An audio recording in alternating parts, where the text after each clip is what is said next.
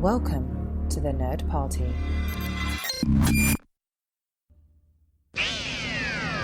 They can travel anywhere in time and space. Right. This is gonna be fun. Up we go into time and space! Welcome to Time and Space, the Nerd Party's dedicated Doctor Who podcast. I'm Jessica Nunn. And I'm her husband and co-host, Phillip Gilfus. So what have we done this week that's Who-related, darling? I'm trying to think. We did... Well, I guess we can go back a little bit. We did talk about going to the con, but I don't think we talked about the things we bought. We bought a bunch of Doctor Who books. That's true. Yes, we absolutely did. I was just trying to think if we did talk about it, and I can't remember.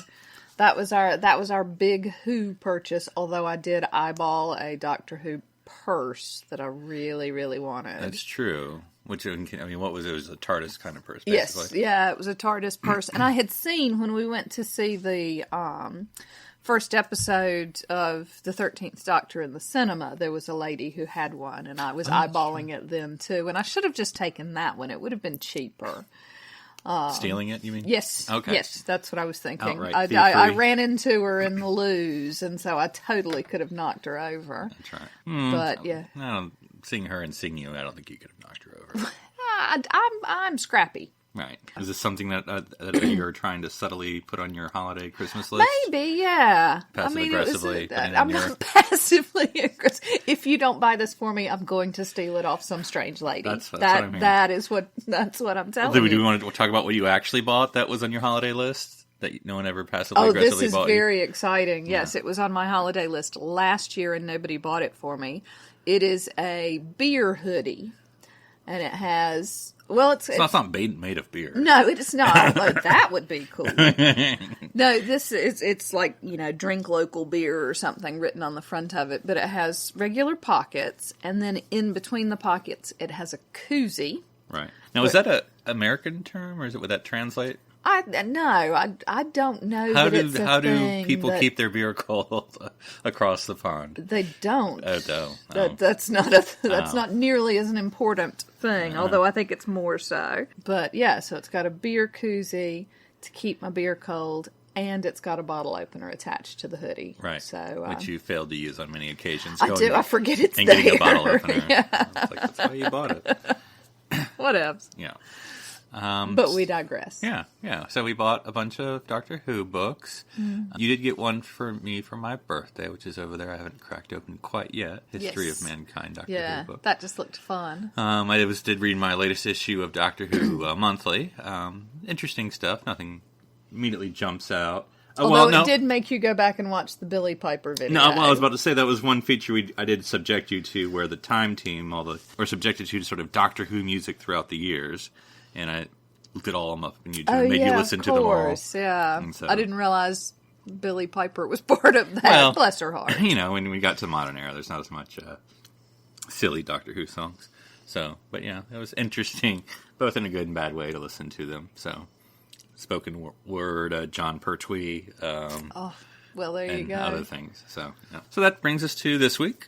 Yes, very exciting. We are now, of course, into episode 4 of the 13th Doctor, and now we will be talking about Arachnids in the UK, which premiered in October 2018. Do you want to give us a synopsis, which I actually had to hunt for, because TARDIS.wiki, you did not have this episode up yet, at least not in Google. So the synopsis is, the Doctor, Yaz, Graham, and Ryan find their way back to Yorkshire and Yaz's family, only to find something is stirring amidst the 8-legged arachnid population of Sheffield. And here for our special guest of the week is Lindsay. Lindsay, welcome back. You're our first reappearing guest here on Time and Space. Yeah. Oh, I feel very honoured. That's right. That's why we made you wake up. And talk to us in the middle of the night. You know what? It's fine. No promises on coherence, but I'll try.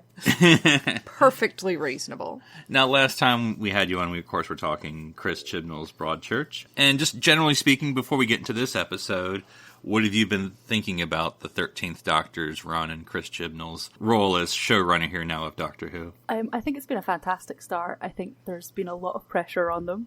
and I think they've done really, really well. We've had an amazing opener.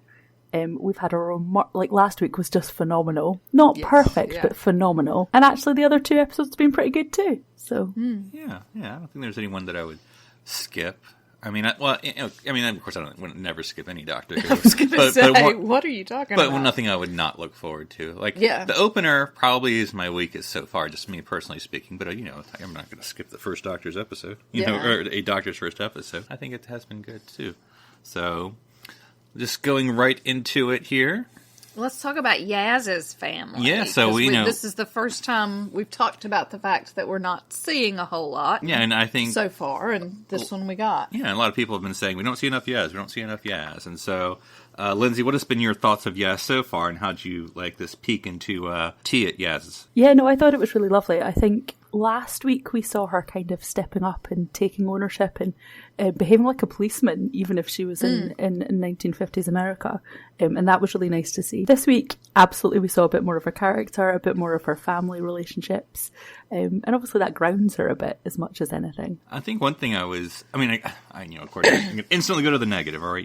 That's not good to do. But I think there were a lot of good things with Yaz. One thing I was a little disappointed, at no point in this episode did she say, and by the way, I'm a policeman, or PC. Yeah. I mean, like, we're talking to Mr. Big. To Mr. Big, yeah. He was like, at some point I thought she was like, hey, I'm the police. You can't throw me out. Get this gun out of my face. Exactly. But so I was like, did they forget this episode? Yes, I have to say, this is, while it was by no means a bad episode, it was probably my least favourite of them so far. And I kind of felt a little bit like there were some things that had been left on the cutting room floor. Mm-hmm. And I wonder if that might have been one of them. Yeah, and I tend to agree, and more probably when we're talking about Mr. Big, which is not his name in this show, but it's Mr. Big. I assume that's the way everybody knows him. Is he the bad husband? I don't know. What do you... Compared to the good wife? Oh yeah, good ting. point. Yeah, look at there. Quick. I've never even watched it. You did. You watched it. I did, and that completely bypassed me. Sorry. Mm-hmm. But yeah, I felt like there were things that there were a lot of questions left unanswered. One thing that I thought was interesting, of course, I say y'all, but you ladies may know this, but just good to remember for the fandom, is that, of course, all these episodes, I mean, the entire series has been in the can for months at this point. It's done. But it's interesting to watch it as if it's responding to the fandom, which, of course, it's not. It is already done. But, for instance, I thought that the 2 comments of Yaz's mom, first going to Ryan and Yaz, Yaz are like, so, what, are you 2 dating or whatever? And they're like, no. And then going to you and the doctor or something. Yeah.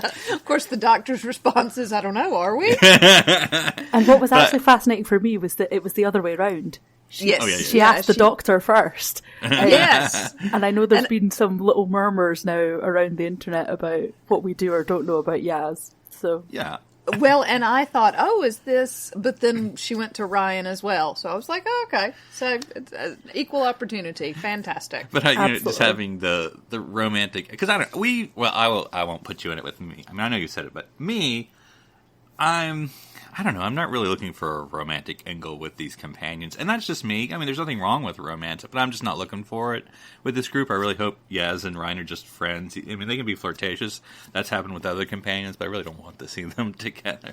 And so I thought maybe, and this is just me, me being wish fulfillment, and I'm probably wrong, Chris going like, I'm just establishing no one's getting together, That's why I'm calling it out now. I'm opening with that. And... Of course, it could just be the reverse where he's just setting it up, so I don't know. But what about you, darling? What do you think? Yeah, I think that if they do end up together, and I'm sort of with you, I'm not looking for it, I'm not violently opposed to it.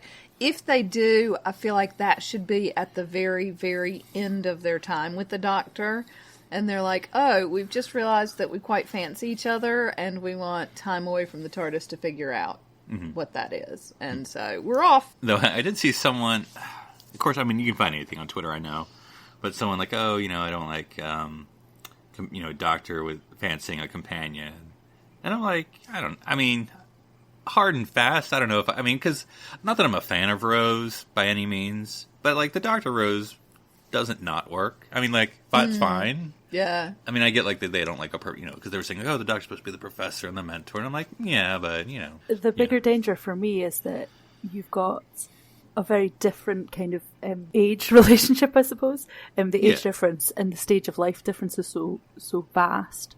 And while that doesn't mean you can't enjoy each other's company, this is a family show, and having relationships that are perhaps not as deep and a little bit more kind of surface and physical doesn't really ring true.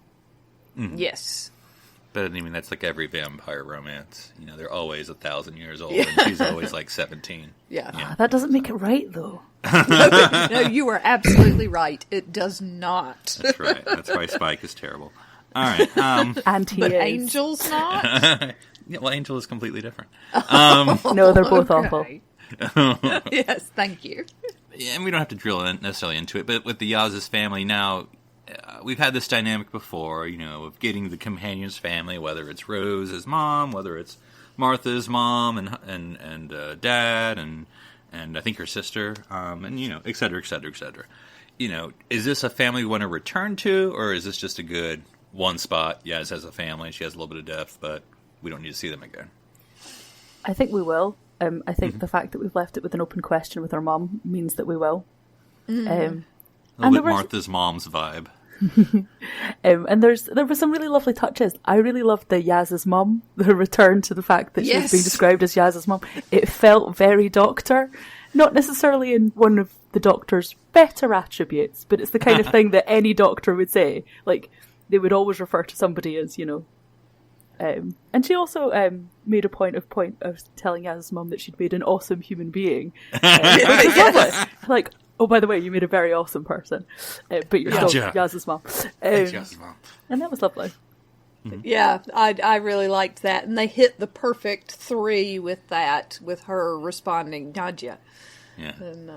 And I did like, the instant characterization. Dad's a little kooky, sister's a little annoying. Dad appears to be collecting trash, but then it turns out that that's part of it, so... But they never really explain it. No, they really don't. But we'll come back to that later. Yeah.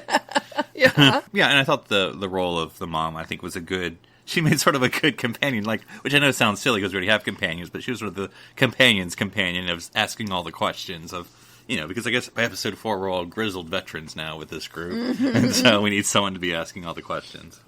So interestingly, the actress who played her, Shobna Gulati, I think it is. You probably wouldn't have come across her, but she's a relatively familiar face here. So she did quite a long stint on one of our soap operas. But she also featured in a Victoria Wood sitcom called Dinner Ladies, so her comedy chops are also really strong. And for me, the timing in a lot of that Nadja chat was it was very reminiscent of that, so it's good. She seemed vaguely familiar, but that didn't mean anything. Jessica thought she knew her, so we had to wiki her. Yeah, I was like, she's so familiar. And I didn't watch, what was she on, Corey? Yeah. I didn't watch either Corey nor EastEnders, but it's one of those things a little bit like Bradley Walsh, who that sort of I know that face. I've seen it all over the place. I'm not 100% sure in what though. So I totally was very familiar with her, but haven't actually seen stuff she's been in. Well, I would strongly recommend Dinner Ladies if you're looking for something to chill out with. Okay. Awesome. Excellent. I've just made him start watching Little Britain, so we're working our way through. Yes, that's all I will say to that. Well, speaking of Brad Graham, it's interesting, to me at least, that we have these, it reminds me of like the second episode of The Amazing Race in Space, which is obviously what we called our podcast episode about it. But that, when Graham was asking Ryan, like, oh, you want to talk about Grace, it seemed kind of like, wasn't this an awkward time? But then, like, in this episode, where it's, spider fever, it's like, I don't know, it makes sense. Like, even when they're in the midst of the spider stuff and Ryan's reading the dad's letter, which you think, like, is this the opportune time to really do this? But you're like, I don't know. He's a real person. You do these things whenever, But would you all, Jessica, would you sort of think of the episode dealing with Graham going into the house and seeing Grace? So sad. And I found it interesting because I guess I hadn't really thought about it. But of course they haven't had the proper grieving time, because they've been off on these adventures, and so this is the first time, really, he's been home without her, and sad. And I'm glad she was there. Yeah.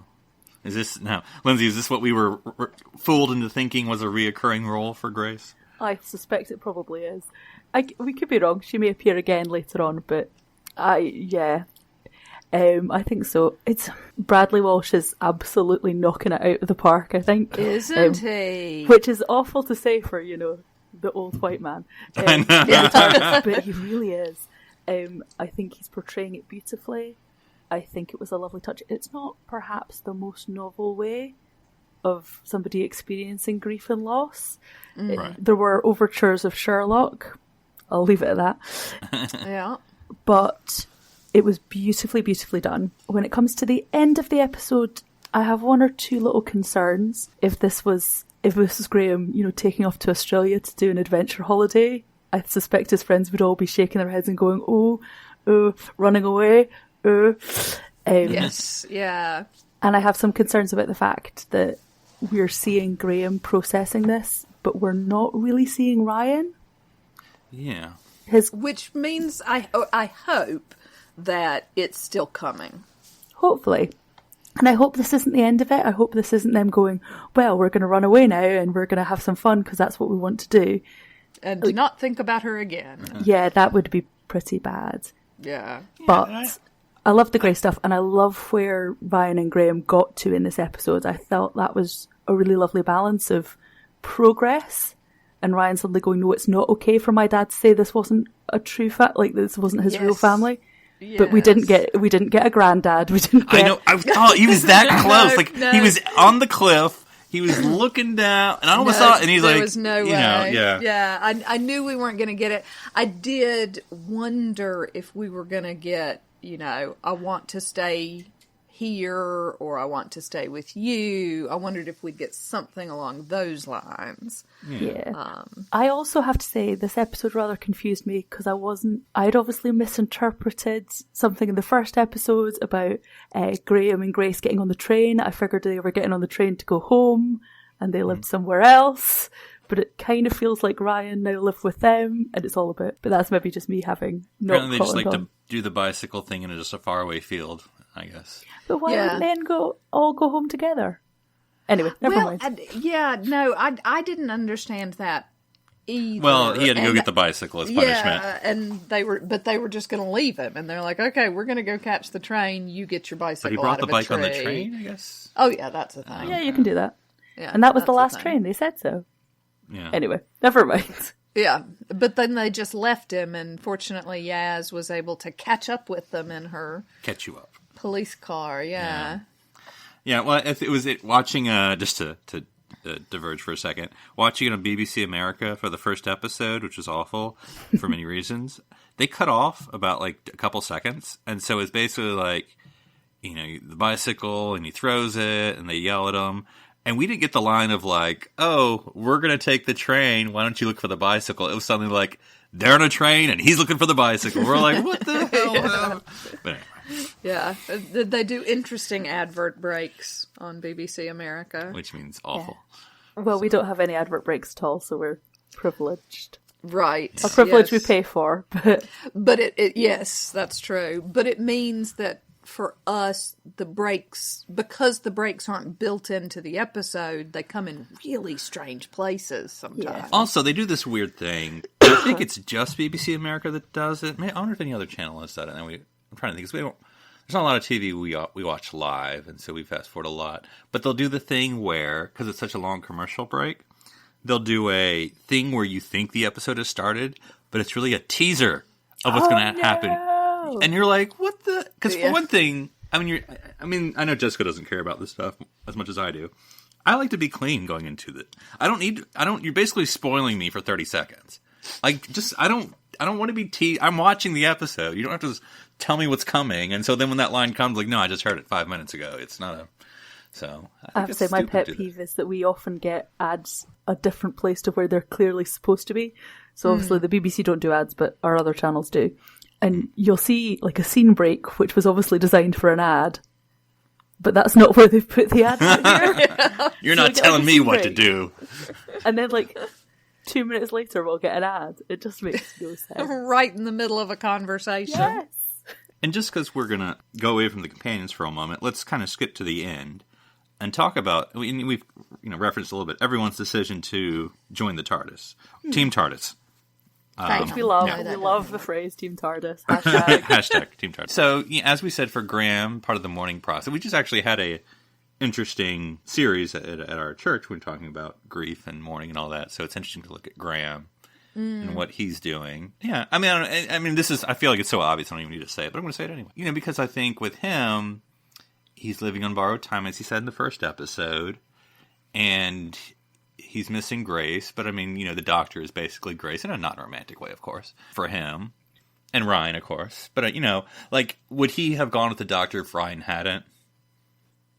Because it seemed like Graham was sort of the first one to sign on. Yeah, I think that if Ryan had said he didn't want to go, Graham might have rethought. Mm-hmm. But, yeah, I don't know. Because I definitely felt, and again, you watched this more times than I did, Lindsay. It seemed like Graham was just like, you know what, this is it. This is what I'm doing.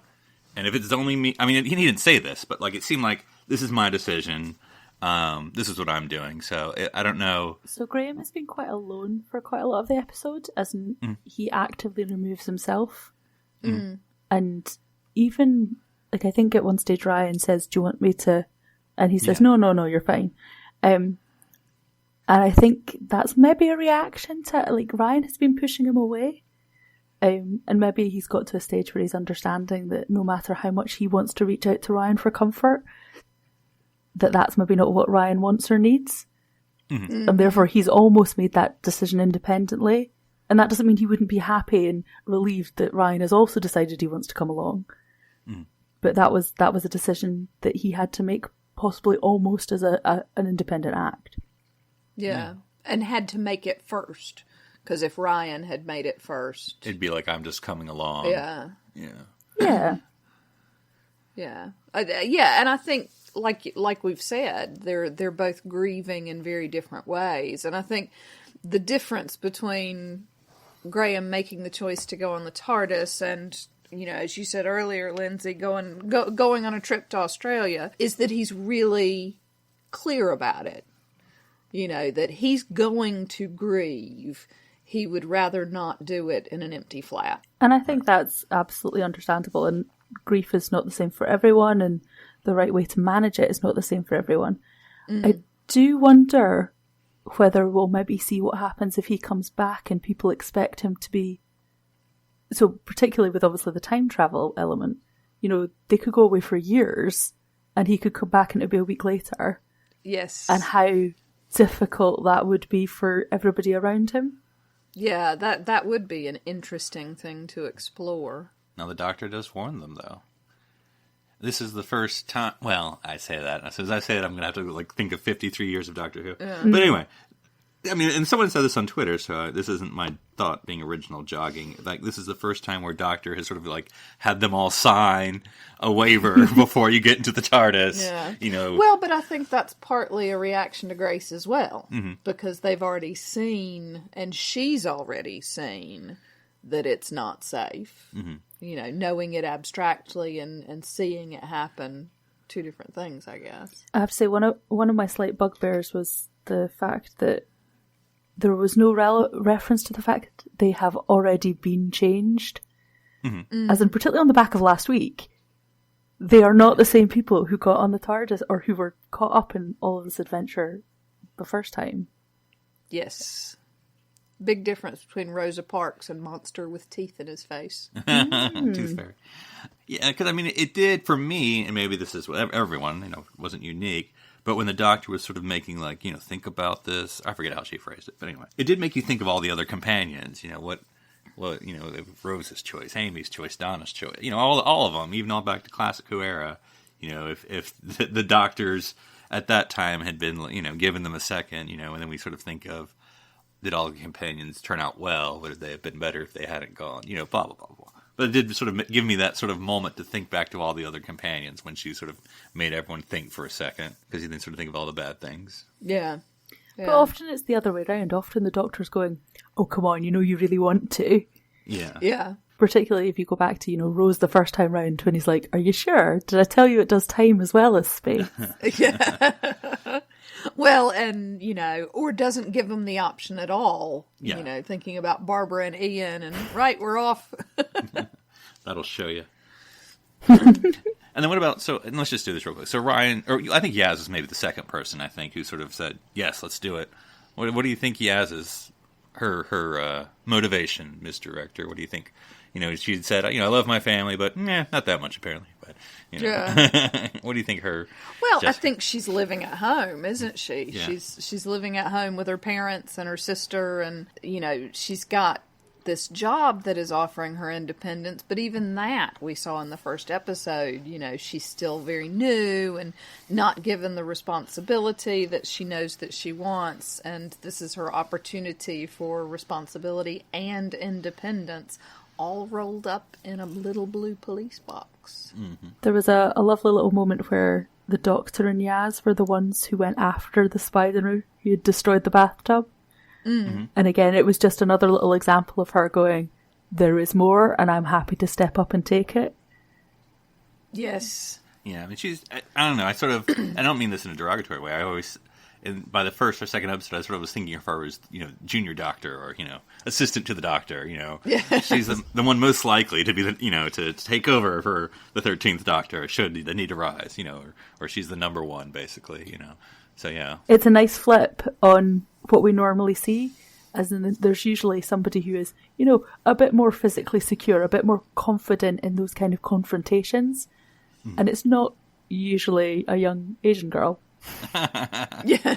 Yes, or a female companion of the Doctor's. Yeah. And then Ryan, of course, was sort of why not? And I think for him, and this isn't, again, an original, him being younger, and having to go through, the dad's letter in this particular episode, but what's his identity? Where does he literally and figuratively belong? And I would even go so far as to say he's probably, out of the three of them, the one who's running away. Right. Yes, it feels a little bit like he hasn't processed Grace's death, really. And whether that's just he's a young man and we'll never see it, or whether we're going to get something later on that's perhaps a bit more in depth with his grief. Yeah, and then follow that with his dad's letter, which is discombobulating at best for him. Didn't show up to the funeral and is now saying, "Hey, come live with me." And but that almost seemed to be on. like a good test for him, though, for him to be able to be like, actually, you know what? My dad's saying that this isn't a proper family, and that's not how I feel. Because he's been pushing against Graham, and then all of a sudden he's actually like, oh no, wait. Yes. This is real. It's one of those, I can pick on you as much as I want to, but if somebody else does, I'll have them. Absolutely. I won't call you granddad, but if anyone says you're not my granddad, I'll beat them up. Yeah. Yeah, we're clearly family, though, Team TARDIS. Just fam. I didn't like the sound of it. So moving on to Mr. Big, not Mr. Trump. Watching this episode as an American, or anyone possibly, because it's the whole world at this point. But I'm like, wait a minute, 2020, hotel owner. Phillip and I just kept exchanging glances every time he opened his mouth. And it's like, no, I don't like Trump. I'm like, yes, you're not Trump. You're totally the antithesis of Trump. Yes. So there is a critique that one could make about the fact that Mr. Big, or I think Robertson, I think is his name, but it is a bit of a caricature. It was quite extreme.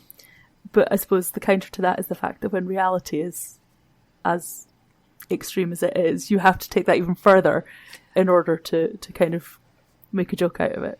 Yeah, absolutely. But boy, there was nothing redeemable about this guy. No. Well, it made me think, and again, this may be silly to say, this is not the first character that we've seen of this in Doctor Who. Like, even in New Who, there's been a dozen of the rich character who is, doesn't care and gets away with it for the most part. Like, I mean... Yeah, but usually it's the master. Well, I'm thinking, and this is just random. So, in Voyage of the Damned, is that what it was called? The 10th Doctor Titanic special. Yes. There Or was the one Poseidon there. Adventure. You know, there's that rich guy, and he lives, and he's fine, and he survives, and he's like, yeah, I'm good, bye. You know, and everyone else, dies. Or like the Mark Gatiss I know he played many roles, but when he was in the 10th Doctor, also 10th Doctor one, where he was the rich guy, made himself younger and then turned into Lazarus. a bug. Yeah. Yeah, and so, I mean, and then even with women, the 11th Doctor, when he meets Clara for reals, and she's the one who's inside the email or inside the Wi-Fi, the rich... Anyway, but I mean, it's always the sort of the, and again, it's not like I'm saying you can't use that kind of a character, but they go to that well often. But also having no redeemable, and that they just keep on going.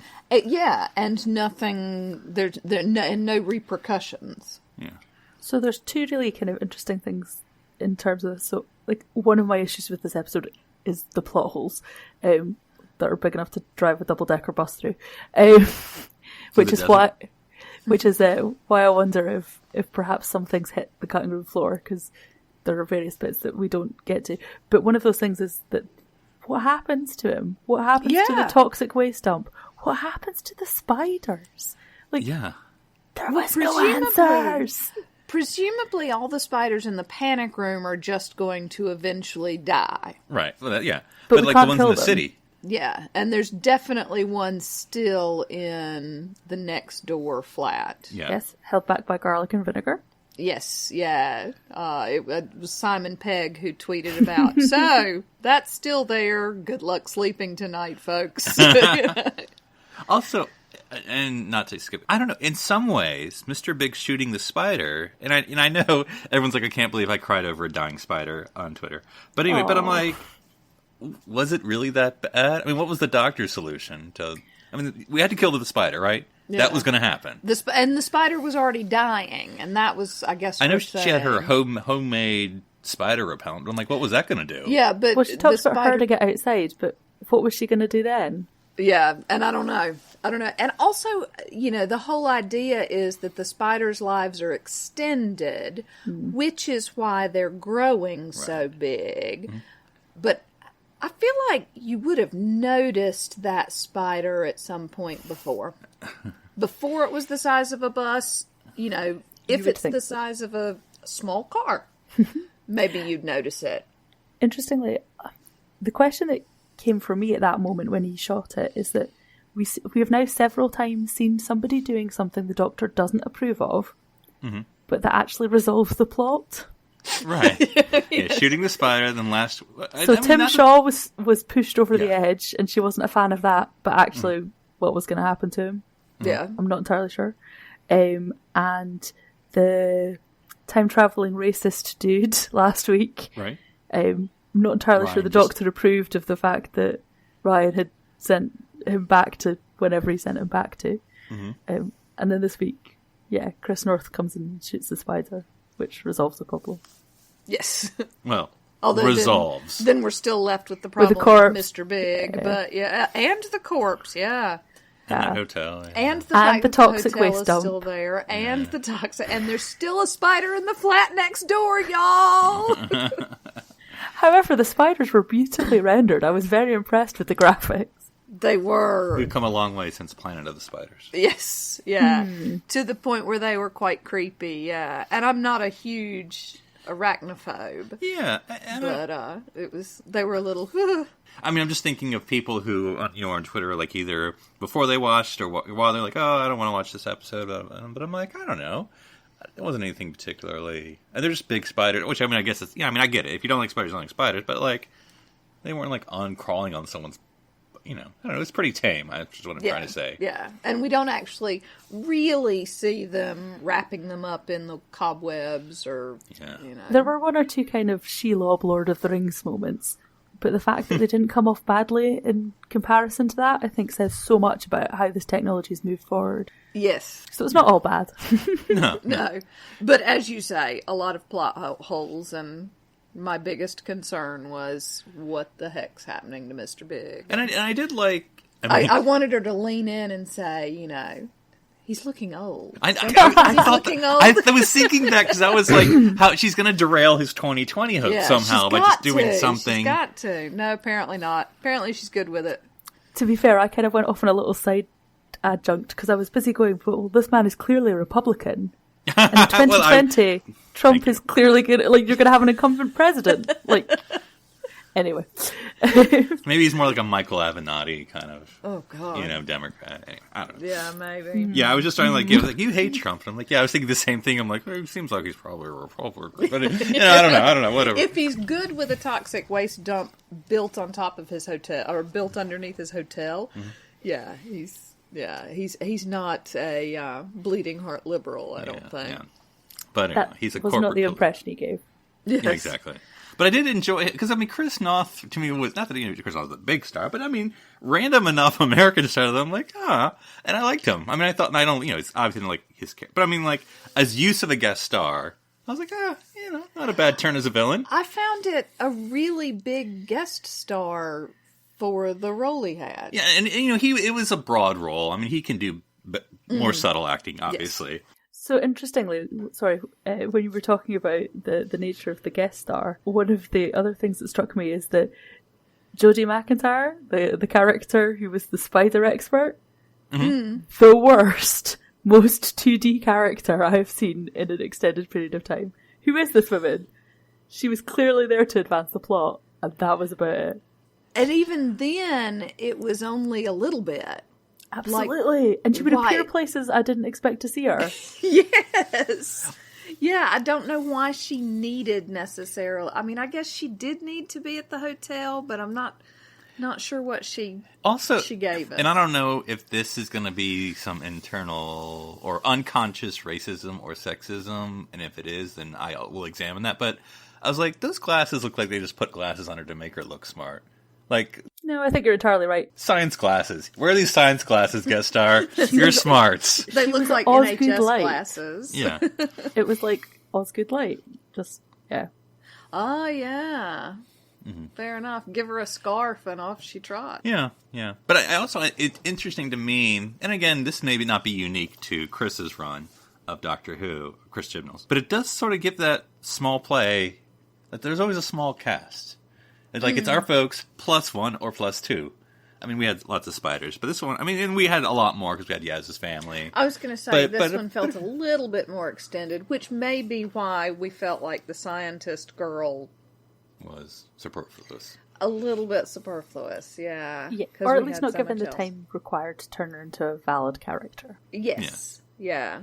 And again, cutting room floor, maybe? Yeah, and I think that's probably one of the things that I would, and I can't believe I'm going to say this because when we watch the serials of Classic Who, I find at least one episode completely superfluous because they drag the storyline out. But I feel like at the moment, Chris Chibnall's almost rushing things through a little bit, and because he wants to get it all into one episode so we don't have any of these arcs. And so this could have been a two-parter. This could have been, maybe not a two-parter, but an hour and a half. Yeah, and I think having a bigger TARDIS team is going to result in that being an issue, I think. Because, actually all of the individual fam had their little moment in the spotlight, so yeah. Yeah. Which is great, but it does mean that we don't get to explore extra characters. Yeah. All right. Well, I think that's more or less it, but we'll get some final thoughts, or at least some favorite moments we haven't talked about. So, Jessica, any last thoughts about arachnids in the UK? No, I'm still not a big fan of spiders. Well, anything we know more about the Doctor? I was sort of struck, and I think I just tweeted about this, but anyway, that she still doesn't know herself. She mentioned it a little bit, and we don't still know her. And I don't know if that's a complaint or not. Like, if you told me to describe the 13th Doctor, I could give you some adjectives. Compassionate, manager, leader, caring, passionate, strong believer. But, I still don't know her that much. But again, it's only the 4th episode. I don't know how much did we know 11 or 12 by the 4th episode. Yeah, this early in the ball I don't know. I feel like 12 is grumpy and mean. But anyway. That's nothing about But me. even that was an evolution. Yeah. So, but what did you sort of think? Yeah, I'm still fairly comfortable with the idea that we don't know the Doctor as well as we might in other places. I think it was always going to be a thing, bringing in all three companions and a completely new Doctor all at once. It was just going to take some time. And because... Well, it's about time. Shut your face. And because the Doctor is already an established character as the Doctor, we're taking the time to sort of explore the companions first, maybe, in more depth than we are the Doctor. And I guess maybe it's one of those things where it can take time. You know, we can get the gnome drip drop. And, of course, that's a longevity for the series. Yes. Not just, this, multiple series or whatever. However, I'm saying those translations of words. All right. And then you're the guest, Lindsay, so any final thoughts or favorite moments or any other things about Arachnids in the UK? So, I don't think we caught the Ed Sheeran reference, which was hysterical. Oh, yes. I love this. People go on about him. Is he Ed Sheeran? Which was, it was good. I really loved that I call people dude now. Little reference. Yes. I did catch up when she said dude. I'm like, she said dude. And then she's like, I could say people. Which very much took me back to, bow ties are cool, fezzes are cool now. Like, yes, it did me too, yeah. Yeah. On a slightly darker note. Stetson now. There was, again, you spoke a little bit earlier about the timing and the way that it feels sometimes like these things are a response.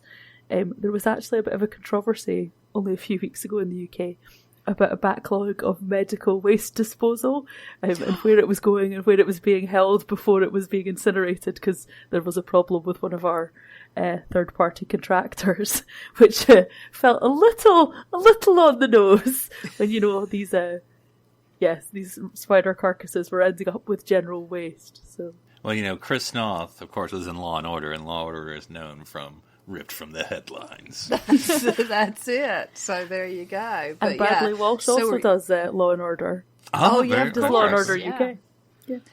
So are you, keeping an eye under your bed for giant spiders then, just in case? I'm actually okay. If it had been snakes, I would have been less okay. But yeah, no, I've enjoyed it. It's good. Yeah. Yeah, it's a good. I don't know. I'm trying to do the analysis here of like, this is our monster episode, but more traditional monster. It wasn't like alien monster. More things that scare you monster. I did think it was a weird turn in a good way of like random woman gets fired, which is sort of like a joke, right? That would always be just like a Doctor Who thing. You're fired 2 seconds. But like, oh no, that's actually a main character or a secondary character that we now care about. It's like, oh, well, that's a little bit more meaning to what would usually just be like a one-off of like, he just fired his assistant or something. That shows how rich and powerful he is. Yeah. Yeah. Well, Lindsay, before we let you go, where can people find you on the interweb so they can talk spiders with you? So the best place to find me is on Twitter. You can find me at LHA_again. And I'm also involved with a really lovely group that are doing quite a lot to try and use fandom to create some money for charity and raise some awareness of a variety of things. And you can find me with that group at together_fans or #fans_together. Awesome. Oh, brilliant. Thank you. Yeah. It's nice to bring something nice into the world as well as all the awful. Yes, absolutely. Well, we'll let you get back to sleep. Thanks for joining us. Not at all. Thank you very much for having me. When you close your eyes, I go to the library. go to the library now. All right. From spiders to something completely different, into the TARDIS library. And so we're going to sort of keep on with our tradition of doing book, TV, Big Finish, or Big Finish, book, TV. I forgot. Whatever pattern we've fallen into. Oh, do we have a pattern? Well, yeah. I didn't realize we had a pattern. I just thought we were just doing whatever we felt like. I thought it was a little more freeform. No, darling, this is very organized. It's a camp trip. So, yeah, we're going to talk book today. And this was part of, as we mentioned earlier, our trove of Doctor Who books we bought at the Fayetteville Comic Con. And so I decided we sort of split the choices and then had a compromise choice. But I went with a Sixth Doctor book because I'm not generally a fan of the Sixth Doctor. And I thought, go towards what you're not generally a fan of and maybe you'll change your mind. So I picked up the book Shadow in the Glass by Stephen Cole and Justin Richards. And this was released 2nd April 2001. And darling, would you like to read the synopsis of Shadow in the Glass, a Sixth Doctor story? When a squadron of RAF Hurricanes shoots down an unidentified aircraft over Turrellhampton, the village is immediately evacuated. But why is the village still guarded by troops in 2001? When a television documentary crew breaks through the cordon looking for a story, they find they've recorded more than they've bargained for. Caught up in both a deadly conspiracy and a historical mystery, retired Brigadier Lethbridge Stewart calls upon his old friend the Doctor. Half-glimpsed demons watch from the shadows as the Doctor and the Brigadier travel back in time to discover the last and deadliest secret of the Second World War. So for this book, this is just one that I read, and you're currently working on a second Doctor book that we'll get to later. So I guess it's going to be more of a book review for me, not to you. So this was the plot of the book. No. I already told you that bit. So would you like me to give you a spoiler-free or a spoilery review? A spoiler-free version, please, because I am hoping to read that at some point. Sure. So I'd say, I was thinking about I don't know where to start, really. So this is a story that, to me, seems like it's forcing itself to be a Doctor Who story. That you could take the Doctor out of this, and it'd probably still work. Now, this is with the Sixth Doctor. This is with and this may make you more attracted to reading this, a companionless Sixth Doctor. Oh, okay. So there's no Perry. No Perry. Yeah. But in some ways, though, I don't know. I think that maybe that hurts a little bit. Now, of course, you would argue in this book that takes place so that I mean, there's many timelines in this book. I guess not surprisingly with Doctor Who, but it's set more or less in when it was released, 2001. So it's the Brigadier as he was at that time. So retired, older gentleman. Oh, right. Oh, so he's not quite as, that's sort of a part of the book you can't really, he's not as, energetic and as, as he used to be. I mean, he's still the Brigadier we remember, but he's older. And so the Brigadier as seen by Sarah Jane. Yeah, exactly. The Sarah Jane Adventures. Exactly. So yeah, that sort of older, retired Brigadier, still with it, but just doesn't, the mind wants to go there, but the body can't. Right. But so I guess he is basically the Sixth Doctor's companion. And I think a point of the story was that, I believe I'm saying this right, the Brigadier never had a Sixth Doctor story, or the Sixth Doctor never had a Brigadier story, such as it was. And so I guess that's sort of part of that. And I think it is a good characterization of the Sixth Doctor and the Brigadier, because that's when I'm reading a book, whether it's Star Trek or Doctor Who, I think that's something that can always turn me off. It's like, well, that doesn't sound like the character. Mm-hmm. But I can hear the Sixth Doctor, unknowingly so. But, it's true to the character. So the Sixth Doctor, the haughtiness, the whatever. And the Brigadier, I think in many ways, this is more the Brigadier story than a Doctor story. Okay. Which, again, is not a critique, but just going into this, I'd say if you're looking for Doctor action, this is probably not the greatest book. You were talking about this with your book, which we don't have to talk about right now, but it is interesting where the Doctor doesn't show up until like a third of the way through the book. Yes. And so, which was, I don't know, because there's a lot going on. So I guess should broadly describe what's going on without going into spoilers. So it's a lot about this sort of mystical element that's going on, mysticism, ceremony, that different contemporary reporters are discovering. So there's a bunch of different reporters we meet. This sort of ties into World War II, where this is in the summary you read, so I'm not spoiling anything. So during World War II, some British planes shot down this UFO, for lack of a better word, which fell to the ground into this village. And then, so it's sort of been, what is this? What's in it? What happened to it? And we just sort of know that years later, it's still there. There's still, the military has evacuated that village ever since the 40s and still is guarding it.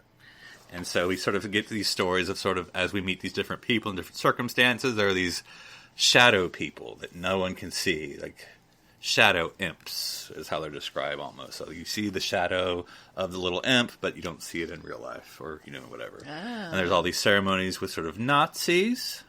Yeah.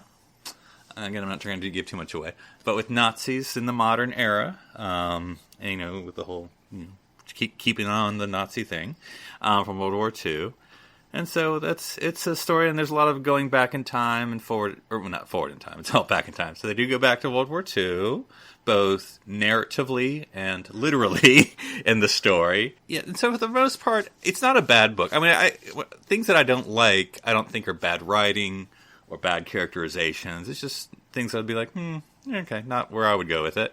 And so I think there's a lot of convolutedness in some ways, things you could take away and everything would still work. I think the point that I would bring up, without spoiling anything again, is there is a point where the Sixth Doctor is literally leading a Nazi mission during World War II. So I was like, okay. I mean, people are being killed, and he is in command of these Nazi... He is, which as much as these things can be funny, he is Major Johann Schmidt, which, of course, an English name would be John Smith. Yes, of course. So that I did appreciate that turn of fun. But I'm like, he's literally leading Nazis into a mission in Britain. People are being killed. Or he thinks it's a little too far. Honestly, a little too far in my taste. So does that mean that you don't have a better view of the Sixth Doctor than you did when you started out? Not really. I mean, I think it's true to his character. And then, obviously, I'm not a fan of his character. Yeah. And, I guess what am I expecting? You're going to get what you're going to get. And so, so if you like the Sixth Doctor, well, even if, I'll scratch that. Even if you don't like the Sixth Doctor and you're like me, you could still appreciate this book if you like the Brigadier. If the Brigadier turns you off 100%, then this is not the book for you. Yeah, if you don't like the Sixth Doctor or the Brigadier, you're going to be. Do not. Do you like Nazis? Because there's some of those. That's right. I will say Hitler does show up in this book. Of course he does. Yeah, does Melody Pond come? No. Oh. And I will. This will also introduce this element. A lot of this is about, did Hitler survive? The age-old opportunity for mystery. Yes. So that's about not that much. I'd say 60% of the mystery of the book is, did Hitler survive?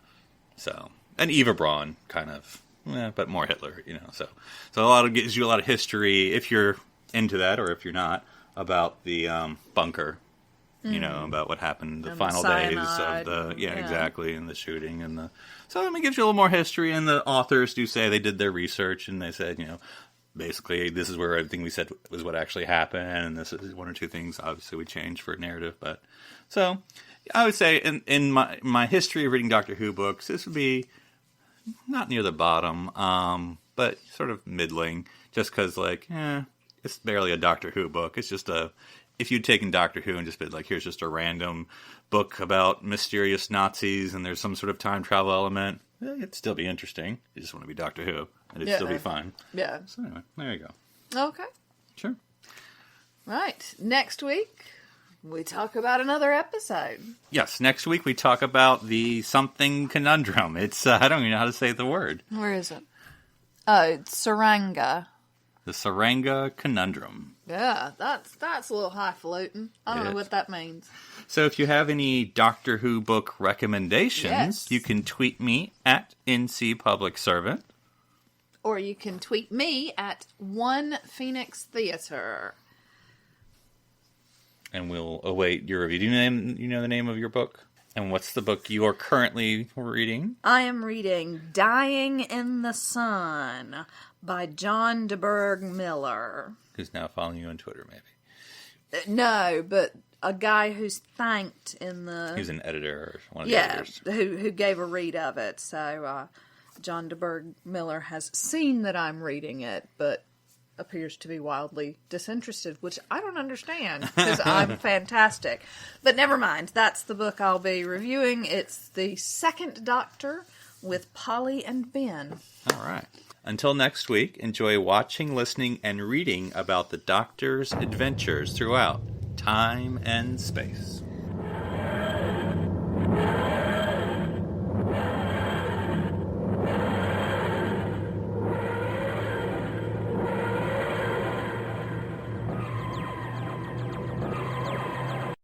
This is BBC Television.